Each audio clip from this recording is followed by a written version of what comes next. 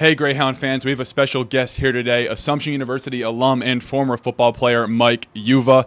I will let Mike get into his career and where it took him and where he is now, but I will say he is the director of digital content for GamecockCentral.com in Columbia, South Carolina. Mike, thank you so much for joining me today. I appreciate it. It's been my first time back here in probably about a decade, actually listening to you do play-by-play and color commentating. That's where I got my start right after, so it's always special to be back at Assumption, but love the upgrades and love what Andy McKenzie's been doing with the program.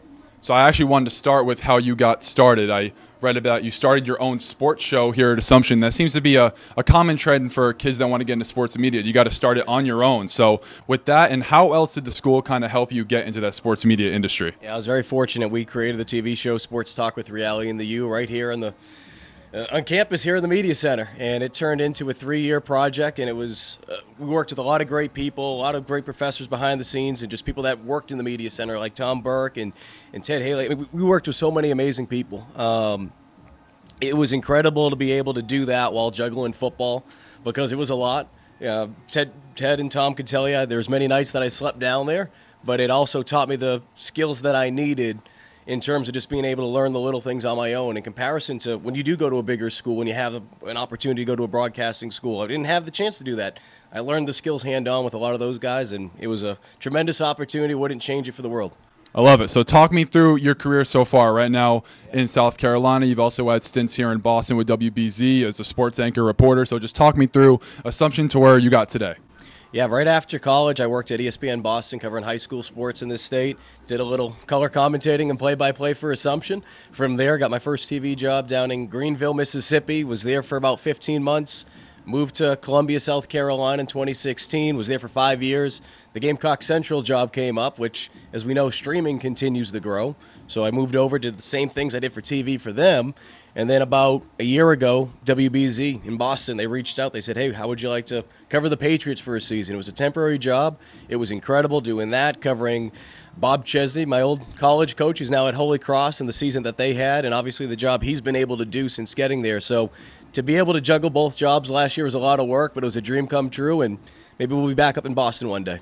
That's a good transition. Let's talk about football. So you played here for Assumption. You played for Bob Chesney, as you mentioned, the program now being led by Andy McKenzie. And the two of them have kind of transitioned this program to be a powerhouse in the NE10. You know, last year they get their third ever NE10 title. So talk me through your experience playing here and now watching them today, like how the program has become as big of a powerhouse really as it has. Yeah, I remember when I first got here, my head coach was Corey Bailey, and we really were able to create the foundation. I mean, we take a lot of pride. Last night I was at a wedding with a lot of college teammates. We were talking about it.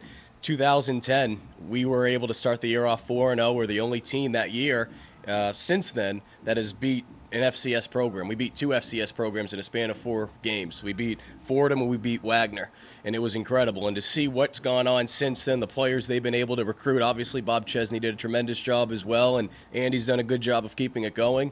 It's a lot of fun to watch it. But we take tremendous pride in terms of knowing where the program was and seeing how it's took off, and obviously the incredible upgrades over the years. And big shout out to not only an Assumption alum, but also being a St. John's Prep guy, Brian Kelly. He's from St. John's Prep. Shout out to Brian Kelly for everything he's done, him and his family, to make the field, not just for football players, but for all student athletes here on the old multi-sports stadium, be able to have a tremendous opportunity when they play college sports at Assumption.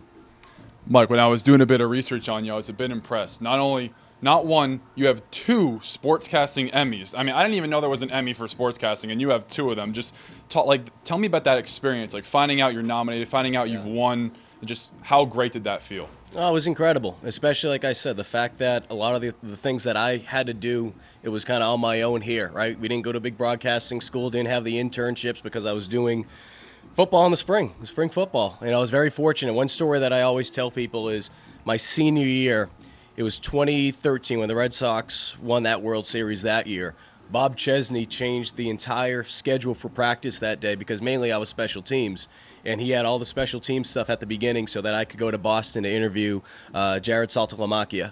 And it was really neat to be able to do that. I know Tom's recording. He's like, he couldn't say that name back then. I can say it now. So it was neat to be able to do that, but it's just another example of not just your professors, but coaches as well being very supportive of myself. I know so many other student athletes as well.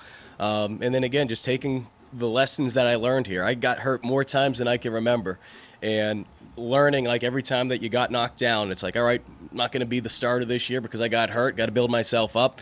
I apply those same skills to being at the media center until 2, sometimes 6, 7 in the morning, and I'd use those skills afterwards just to outwork everyone, because I just was used to that mentality of, okay, no one's going to give you anything. That former injured football player all the time, you got to do it yourself. So I applied that, and, you know, winning at the first one was nice. Winning the second one was really sweet, especially knowing that the only other Assumption alum that's won 2 is Dennis House, and he's been a tremendous supporter, even though he went to my rival high school. He went to Zavarian, but he's a little bit older than me. I love it. I love it. And last question for you before I let you go. Again, when I was reading a bit more about you, you had a story about a $50 bill, and I thought it was very inspirational for kids that want to break into sports media. If you want to just share that with us. Yeah, I got the idea from the Celtics. Their 2007-2008 championship year, when they were playing the Lakers, they stashed a bunch of money inside the old Staples Center, and they said, hey, we're going to come back. Doc Rivers said, we're going to come back. We're going to get that money one day. We're going to play this team in the finals. And they did, and not only did they, but they won. So I got the idea when I went to WBZ, and this was probably about a decade ago. I got an envelope. I wrote a note on it with a $50 bill, and I said, one day I'm going to be back in this building to get it. I'm going to be a full-time employee here, or at least I'm going to be working here. And I was fortunate enough to do that. So I did something similar, maybe a little hint for anyone that lives in South and North. I don't know if you guys have heard about this stuff.